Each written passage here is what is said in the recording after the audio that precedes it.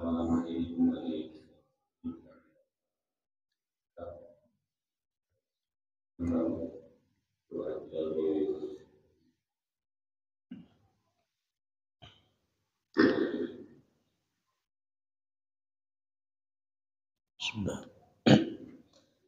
Assalamualaikum warahmatullahi wabarakatuh. Bismillahirrahmanirrahim. Alhamdulillah. Allahumma salli ala sayyidina Muhammad ibn Abdullah wa ala alihi wa sahbihi wa man tabi'ahu amma ba'du. Jemaah majelis yang mulia, Alhamdulillahirabbil alamin. Segala puji dan syukur atas limpahan rahmat, nikmat, taufik dan hidayah Allah yang telah mengumpulkan kita di dalam majelis ini. Mudah-mudahan hadirnya, berkumpulnya kita di majelis ini menjadi sebab Allah Ta'ala ampuni dosa-dosa kita. Allah Ta'ala kabulkan sahajat kita. Allah Ta'ala mudahkan segala urusan kita fid din wad dunya wal akhirah. Amin ya rabbal alamin. Dan seperti biasa, terlebih dulu kita mengambil berkah dengan membaca qasidah Muhammadiyah dengan niat mudah-mudahan majelis kita, hidup kita senantiasa diberkahi Allah Subhanahu wa taala berkat Nabi Muhammad sallallahu alaihi wasallam. Amin ya rabbal alamin. Allahumma salli wa sallim ala sayyidina Muhammadin wa ala ali sayyidina Muhammad. Ya Rabbi bil Mustafa balligh maqasidana waghfir lana ma madha ya wasi'an karami ya Rabbi bil Mustafa balligh maqasidana waghfir lana ma madha ya wasi'al karami. Muhammadun ashraful a'rabi wal ajami. Muhammad khairu man yamshi ala qadami. Muhammadun basitul ma'rufi jami'u. Muhammadun sahibul ihsani wal karami. Muhammadun tajurus lillahi qatibatan. Muhammadun sadiqul aqwali wal kalimi. Muhammadun sabitul mizaki hafizul.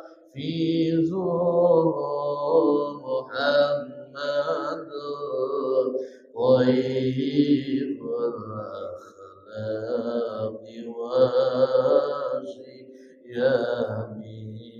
Muhammadun ruwiyat bil nuri tinatuhu. Muhammadun لم يزل نورا من القدم محمد حاكم بالعدل ذو شرف محمد دين الإنعام والكرم محمد خير خلق من مضار محمد خير رسل الله كلهم محمد دينه حق الدين به محمد مجملا حقا على علمي محمد ذكره روح لأنفسنا محمد شكره فرض على الأمم محمد زينة الدنيا وبهجتها محمد كاشف الغمات والظلام محمد زيد طابت مناقبه محمد رحمن بالنعم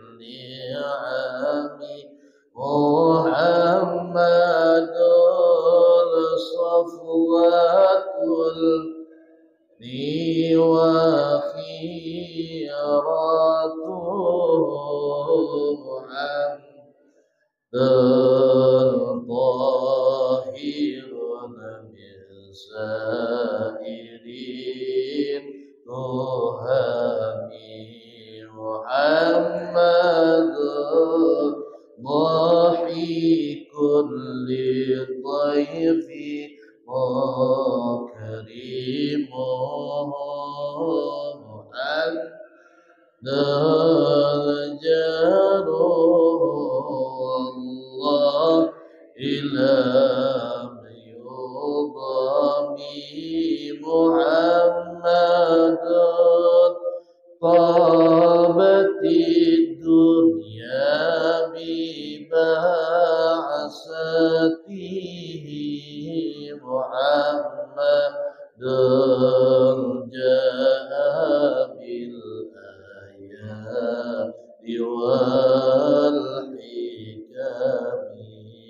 محمد يوم بعث الناس شافعنا محمد نور الهادي من الظلم محمد قائم لله ذو إمام محمد خاتم للرسل كلهم يرى بالمصطفى بلغ مقاصدنا واغفر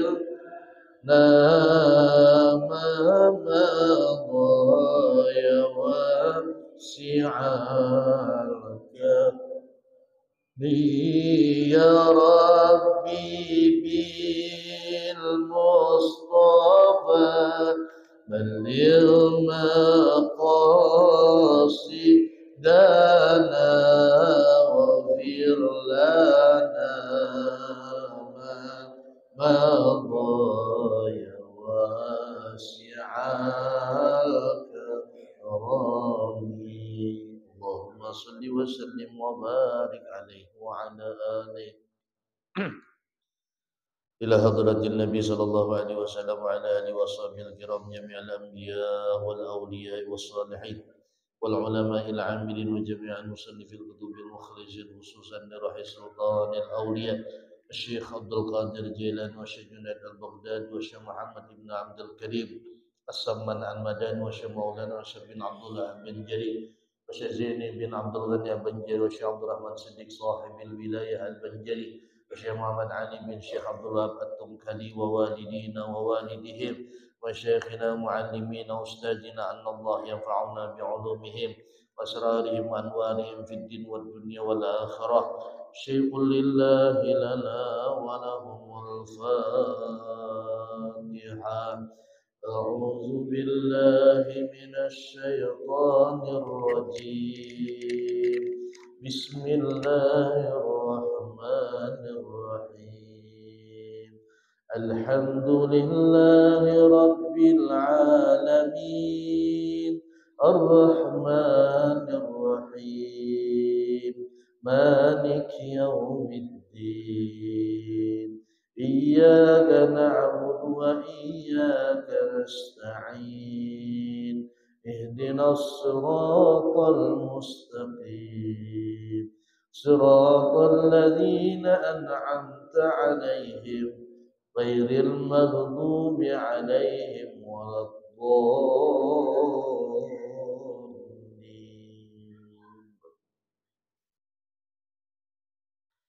بسم الله الرحمن الرحيم. الحمد لله رب العالمين. اللهم صل وسلم على سيدنا محمد الفاتح لما أغلق والخاتم لما سبق ناصر الحق بالحق والهدي إلى صراطك المستقيم وعلى آله وصحبه حق قدره ومقداره العظيم. قل سبحانك لا علم لنا إلا ما علمتنا إنك أنت العليم الحكيم. ولا حول ولا قوة إلا بالله العلي العظيم.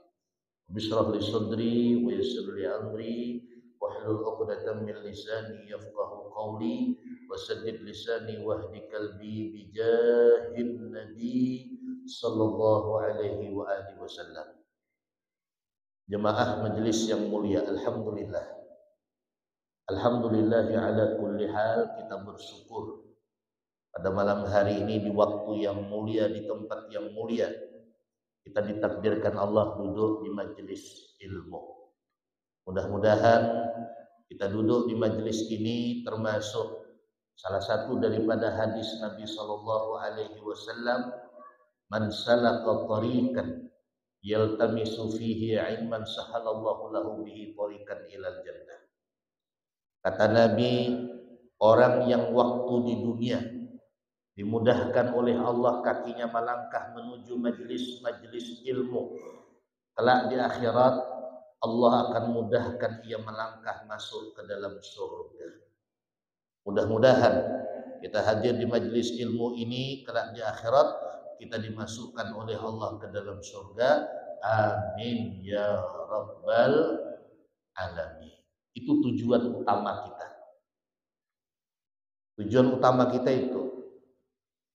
Karena orang-orang yang dipilih oleh Allah itu tertentu orang-orang yang dipilih oleh Allah untuk hadir di majelis ilmu. Nah, alhamdulillah malam ini kita dipilih oleh Allah bisa dan sempat duduk di majelis. Mudah-mudahan bisa istiqomah. Bahkan kata sebagian ulama mengatakan minimal barokahnya orang yang senang duduk di majelis ilmu itu, minimal paling kurang barokahnya itu nanti matinya dalam keadaan husnul khotimah. Jadi masalah paham kada paham, kenah loh. Pokoknya bila guru nerangkan beperagah paham jadilah umbut tuh nah. Nyaman yo guru melihat takuni kawan juga pahamkah aja kada pokoknya mengantuk sidin kasihan unggut-unggut nang kada keluar liur berarti ngantuk terguring dari tadi sudah apalagi musim dingin kayak ini kayaknya lo masalah paham kada paham tuh urusan Allah tapi guru aku payah mengamalkan itu urusan Allah kita bisa mengamalkan ilmu yang kita dapat itu hidayah dari Allah Nabi saja pamannya sendiri Abu Lahab tidak bisa ngasih hidayah karena hidayah itu mutlak milik Allah Nabi Nuh alaihissalam Nabi Nuh anaknya Kan'an anaknya bukan orang lain anaknya tidak bisa beliau ngasih hidayah makanya dalam satu riwayat Nabi Nuh itu meninggalnya di tempat air kencing banyu kameh jadi dalam tafsir itu Bapak Ibu diceritakan bahwa si Kan'an anak Nabi Nuh ini dia tidak mau ikut abahnya naik kapal jadi sebelum terjadi banjir bandang tadi ini si Kan'an maulah rumah yang terbuat dari kaca di atas gunung, di atas bukit. Dia tahu bakalan banjir nih, bakalan tenggelam ini dataran rendah tadi. Dia bikin rumah dari kaca. Nah di sana itu dia kencing, bekameh, panuh hai banyak kameh. Ya, akhirnya pas waktu banjir bandang dia naik ke atas gunung, naik ke atas bukit. Kata abahnya Nabi Nuh Kan'an kesini ujar Kan'an kadabah sedih hati Nabi Nuh lalu Allah turunkan ayat Quran innahu laisa min ahlik wahai Nuh sesungguhnya anak musik Kan'an itu tidak termasuk dari keluargamu walaupun anak kandungmu karena dia tidak mengikuti apa yang kau perintah maka dia tidak termasuk keluargamu akhirnya si Kan'an tenggelam mati di tempat air kencingnya sendiri di atas gunung lah si Kan'an tadi. Jadi rupanya hidayah itu mutlak milik Allah. Nah mudah-mudahan kita ini selalu minta dengan Allah agar diberi hidayah. Makanya dalam satu kitab itu diterangkan kalau sujud terakhir dalam sembahyang setelah membaca subhana rabbiyal a'la wa bihamdih kita dianjurkan untuk membaca ihdinas siratal mustaqim sebanyak 7 kali. Siapa yang membaca ihdinas siratal mustaqim di dalam sujud terakhir sebanyak 7 kali, maka orang ini akan terus dinyamankan Allah dalam beribadah. Orang ini ringan untuk ibadah. Orang ini nyaman dalam beribadah. Kenapa? Dapat hidayah terus. Hidayah itu mahal. Satu hidayah itu kalau ditukar dengan dunia dan segala isinya, tidak ada cukup dunia segala isinya. Dan alhamdulillah, kita masih diberi Allah hidayah sampai detik ini, bisa sholat berjamaah maghrib, bisa duduk di majlis, dan insya Allah nanti isya'nya kita dalam keadaan berjamaah. Kata Nabi SAW, orang yang isya'nya berjamaah, diberi pahala oleh Allah sama dia beribadah setengah malam suntuk. Lalu subuh besok dia berjamaah lagi. Isya'nya berjamaah, subuhnya berjamaah, maka dia diberi oleh Allah pahala bagaimana orang beribadah semalaman. Orangnya tidur aja di kamar. Karena isya'nya berjamaah, subuhnya berjamaah, diberi pahala oleh Allah bagaimana dia beribadah semalaman. Makanya isya subuh jangan tertinggal berjamaah. Karena dua ini memang berat. Kalau biasanya isya tuh orang lapah, koyuhan sudah lah seharian kerja, jadi kadang-kadang jarang ke masjid. Subuh ya tadi melandau, maklumlah begadang, nonton bola atau main bola. Ini main bola di rumah oleh anaknya main bola-bolaan. Nah jadi subuh isya bila berjamaah diberi pahala oleh Allah seperti ia beribadah semalaman. Jadi dua waktu ini kalau bisa jangan ditinggalkan berjamaah. Nah ini kita pasal yang ke-11 pada menyatakan tentang sembahyang berjamaah. Bermula sembahyang berjamaah adalah sembahyang beramai-ramai sekurang-kurangnya 2 orang. Sekurang-kurang sembahyang berjamaah itu dua orang. Berarti boleh di rumahnya dengan bini, dengan anak. Tapi kalau dua orang nanti posisi berdirinya, imam di depan, makmum yang satu orang tadi itu di sebelah kanannya imam. Ya, sebelah kanannya imam. Bermula hukum daripada sembahyang berjamaah yaitu ada 6 hukum. Jadi hukum sembahyang berjamaah ada 6 hukum. Yang pertama, fardhu ain, wajib bagi perorangan yaitu pada sembahyang Jumat. Sembahyang Jumat wajib berjamaah. Boleh lah Ustaz ya aku sembahyang sorangan di rumah, aku berkhutbah, aku jadi imam, aku Bilal. Itu bungol larangnya tuh. Borong. Sembahyang Jumat wajib berjamaah. Kalaupun ia mau sembahyang di rumah, mungkin tadi sakit, tidak bisa kemana-mana, maka diganti dengan zuhur. Tapi kalau orangnya sehat, wajib Jumatan. Yang kedua hukum sembahyang berjamaah yaitu fardu kifayah, yaitu pada sembahyang fardu 5 waktu. Alhamdulillah lah di kampung tadi di masjid itu ada aja yang mengisi sembahyang berjamaah. Ini melepaskan fardu kifayah kita.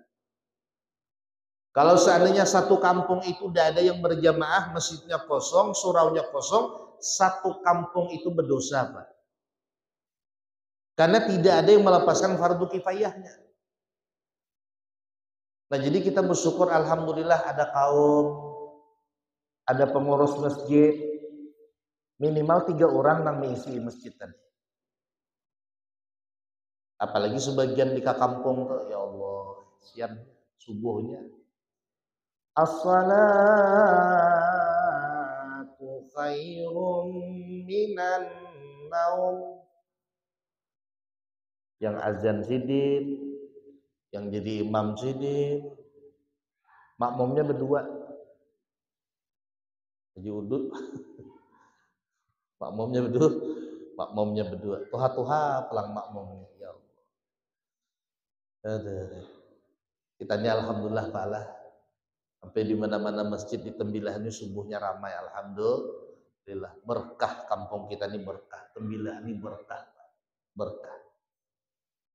Ulun di Tungkal itu subuh sembahyang. Itu kalau rasa-rasa ulun nah masih manang kita di Tembilah. Tembilah ini luar biasa subuhnya. Apalagi subuh Jumat. Cuman pian hati-hati. Dari rumah kalau subuh Jumat jangan niatnya hendak niat sujud sejadah. Niat sampean itu kalau ke masjid sholat subuh berjamaah. Jangan ada niat sampean aku hendak ke masjid hendak sembahyang sujud sejadah. Sembahyang sujud sejadah itu ada. Atau niatnya hendak sujud sejadah kada sah. Jadi niatnya bujur-bujur. Bila hendak ke masjid subuh Jumat, niatnya sembahyang subuh berjamaah. Nah biasanya kalau dibaca alif lam mim tanzil atau alif lam mim sajadah itu kita pakai sujud sejadah atau sujud tilawah. Nah sujud sejadah ini hukumnya sunnah. Hukumnya sunnah. Lah hukumnya sunnah. Nanti ketika bangun daripada sujud sejadah, Allahu Akbar. Jangan mengangkat tangan. Lah langsung aja disedekapkan. Makanya pahala sembahyang berjamaah yang paling afdal, yang paling besar pahalanya itu adalah subuh hari Jumat. Subuh hari Jumat adalah pahala berjamaah yang paling besar. Setelah itu subuh hari-hari yang lain. Setelah itu isya. Setelah itu asar. Setelah itu zuhur. Terakhir maghrib. Maghrib terakhir. Jadi kalau di kampung itu atau di tempat itu maghribnya kada banyak orangnya, udahlah pindah aja lagi dari kampung. Ada beberkat kampung tuh orangnya kada ada berjamaah. Maghribnya aja bertiga. Bayangkan subuhnya Allahu Akbar. Makanya Bapak Ibu dipaksa. Ibadah itu untuk akhir zaman kayak gini ini dipaksa tuh Bang sudah. Kalau kita menuruti hawa nafsu kita, apalagi musim dingin kayaknya, nyaman di kamar, nonton India. Ibu-ibu tuh biasanya. Pendapit lakian nonton bola. Nah, lapar perut makan. Pindah hendak ke pasar, tulah ke pasar. Itu menurutkan hawa nafsu. Tapi alhamdulillah hawa nafsu itu bisa kita perangi. Kita paksa diri kita ini untuk menuju masjid, duduk di majelis. Makanya kata ulama, antara maghrib dan isya itu makruh menggawi urusan dunia. Makruh hukumnya. Misal contoh antara maghrib dan isya Bapak Ibu makan. Kalau tidak lapar, artinya masih bisa nahan, makruh hukumnya. Nonton TV, makruh hukumnya. Apalagi urusan dunia. Yang dikerjakan antara maghrib dan isya itu makruh hukumnya. Kecuali lapar benar. Lapar benar. 2 hari kada makan. Pas ada makanan antara maghrib dan isya, makan aja lagi. Jangan menghitung makruh lagi, kada mati. Lah, kaan aja dah. Allah. Makanya lihat orang bahari Pak, ya Allah. Bila imbah maghrib tuh dulu di kampung waktu listrik belum masuk, internet belum ada, TV masih hitam putih, kadang-kadang bersamut TV-nya. Itu hampir antara maghrib dan isya itu di mana-mana rumah orang bersesahutan baca surah Al-Kahfi, baca surah Yasin, baca Al-Muluk, baca Tabarak. Bersesahutan tiap-tiap rumah. A'udzu billahi minasy syaithanir rajim. Bismillahirrahmanirrahim. Yasin wal Qur'anil Hakim. Seperanakan baca, Tabarak dibacanya, Waqiah dibacanya, Yasin dibacanya. Bila malam Jumat tambahnya pulang Al-Kahfi, ya Allah. Berberkat rumah dulu waktu belum masuk listrik. Sekarang listrik sudah masuk, internet sudah masuk, selesai semuanya. Mulai maghrib, mulai update status. Halo guys, hari ini ke masjid dulu guys. Mau pengajian guys, sawat belum update status. Tapi bagus saja Bang statusnya tuh. Ustadz berarti riya leh. Oh belum tentu. Orang yang memposting kegiatan-kegiatan ibadahnya belum tentu riya. Bisa saja kita yang menyangka riya, hati kita kotor. Karena buruk sangka dengan orang. Bisa saja Bapak Ibu dia memposting kegiatan-kegiatan kebaikannya, ibadahnya supaya orang lain yang melihat tadi ikut kegiatannya tadi. Apalagi kan yang melihat tuh kekawanannya, di grupnya misalnya. Nah, di grupnya melihat. Mantap kawannya, rajin ke majelis ini. Bahari parah juga kawan sekong. Alhamdulillah lah aja. Akhirnya yang lain ikut juga Pak, alhamdulillah. Berkat sering memposting yang baik-baik. Jangan yang kada baik diposting. Hidayah milik Allah. Kadang-kadang kita memposting ceramah di HP, memposting kebaikan-kebaikan yang kita lakukan, kita taruh di Facebook, di WA dan lain sebagainya. Orang yang melihat bisa dapat hidayah. Bisa dapat hidayah. Makanya kita nih tidak boleh buruk sangka dengan orang yang memposting kebaikan di statusnya. Kadang ada orang nang sedekah lah, alhamdulillah. Jangan pulang kita sambat, wah, ngahan deui riya. Awak nang buruk sangka wan orang. Makanya baik sangka dengan orang tadi. Kemudian yang ketiga, hukum sembahyang berjamaah yaitu sunnah. Kapan sunnahnya? Yaitu pada sembahyang jenazah. Jadi pada sembahyang jenazah hukumnya sunnah berjamaah. Jadi kalau misalnya nih Misalnya kita terlambat sembahyang jenazah, orang sudah tuntung dah, udah selesai dah orang sembahyang jenazah, kita terlambat datang. Kebetulan mayatnya tadi jenazahnya belum dikeluarkan dari masjid. Kita hanya datang, maka kita sembahyangkan dia walaupun sendirian, sah hukumnya.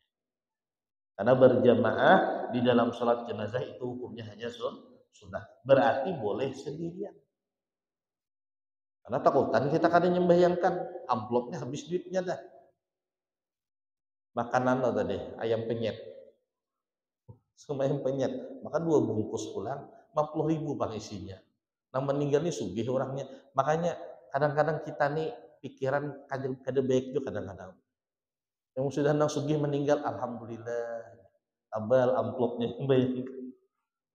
Bila nang kada berduit meninggal 5.000. Ini ongkos bensin kalau kada cukup ya. Ada boleh kita kayak itu. Orang amplopnya hendak 5.000 kah, 50.000 kah, udah sembayangkan aja. Lah sembayangkan aja. Nah, ada nampak takut Ustaz. Ada orang ngasih amplop untuk sholat jenazah, ternyata ulun kada ingat lagi.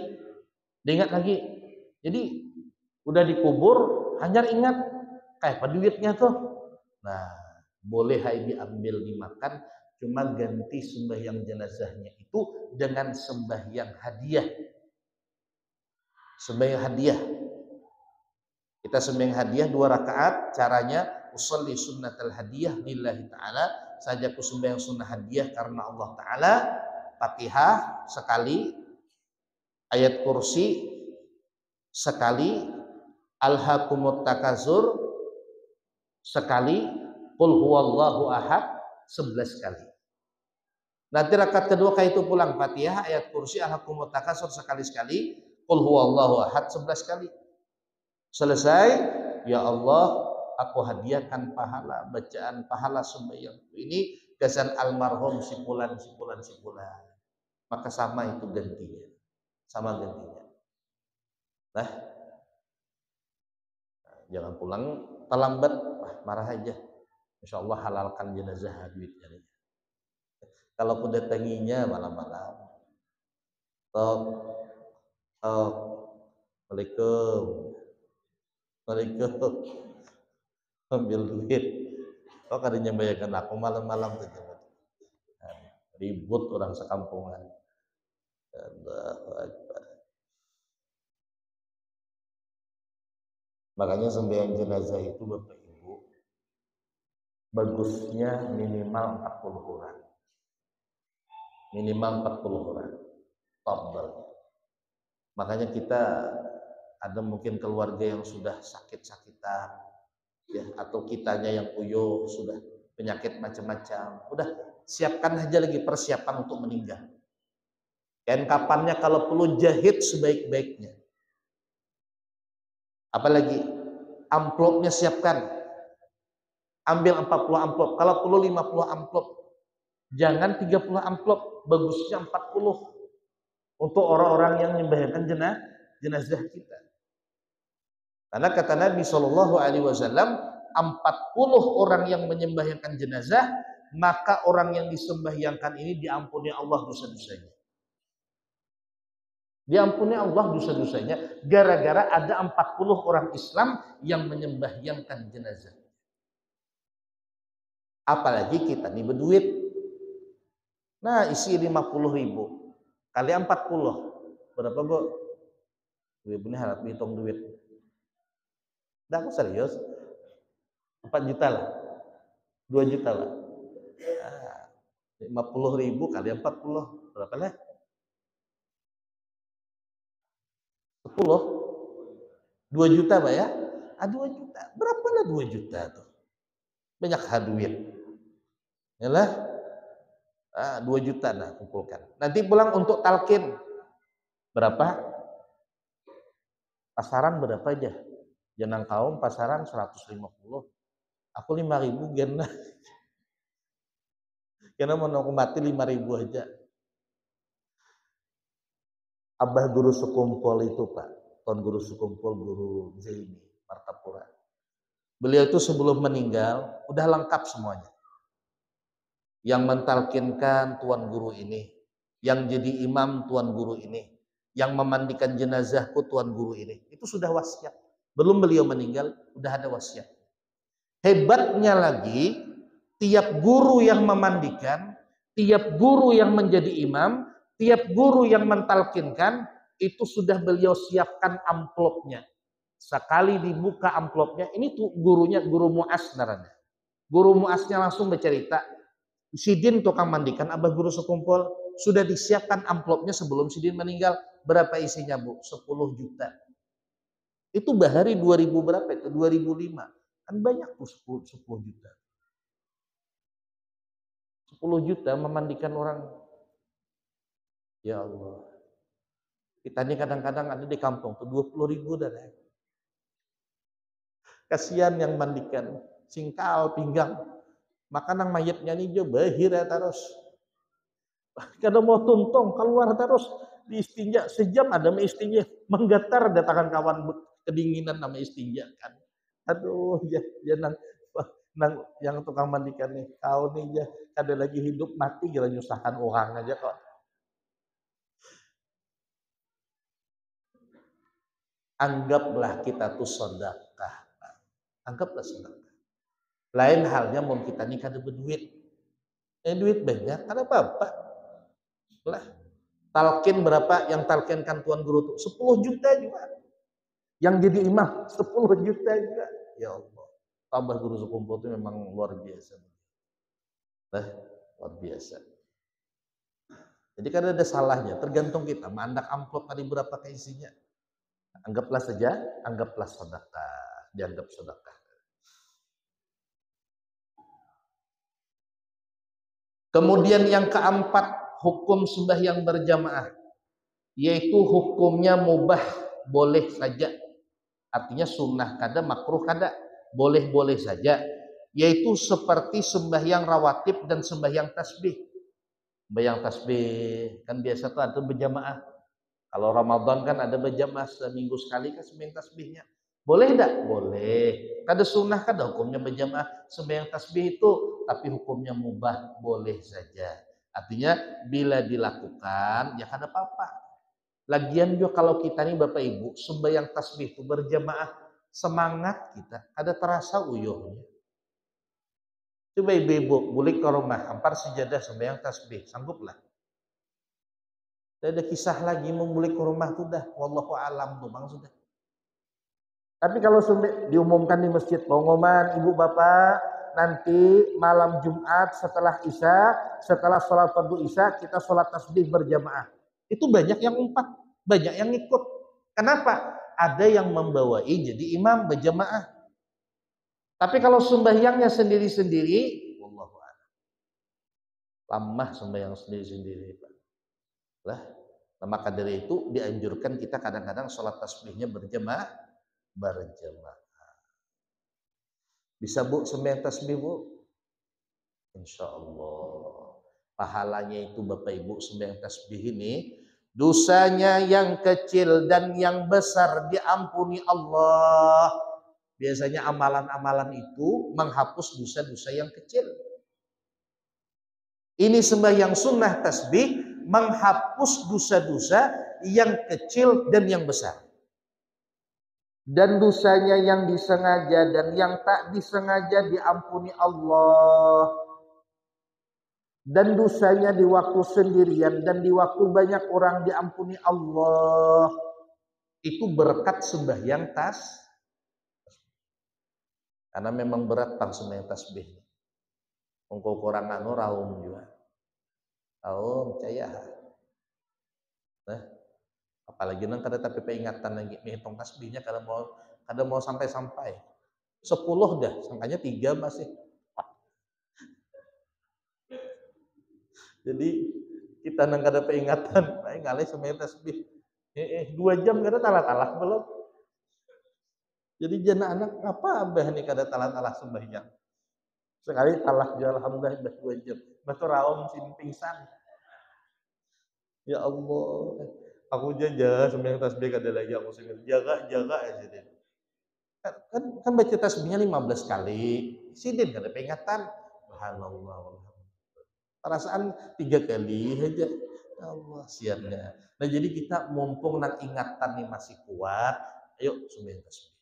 Maaf lah, di masjid kita ini adalah sembahyang tasbih. Setiap malam, ah, apa ya? Oh, sekarang udah ada lagi ya? Sekarang Ramadan aja lagi lah. Ulah program ya, ada Pak Imam lah. Ulah program ibu-ibu nih ngikut aja, nyaman aja ibu-ibu nih. Bila dibayi sembahyang tasbih, Masya Allah. Seminggu sekali jadilah malam Jumat. Salah sembahyang Isya kan pada maghrib kita yasinan dah. Isya langsung berjamaah. Nah, Isya langsung berjamaah tadi langsung salat tasbih. Insya Allah mudah-mudahan Allah Subhanahu Wa Taala meringankan kita, selalu memberi taufik hidayah kepada kita sehingga nyaman beribadah. Amin, amin ya rabbal alamin. Wallahu a'lam bishawab. Al-Fatihah.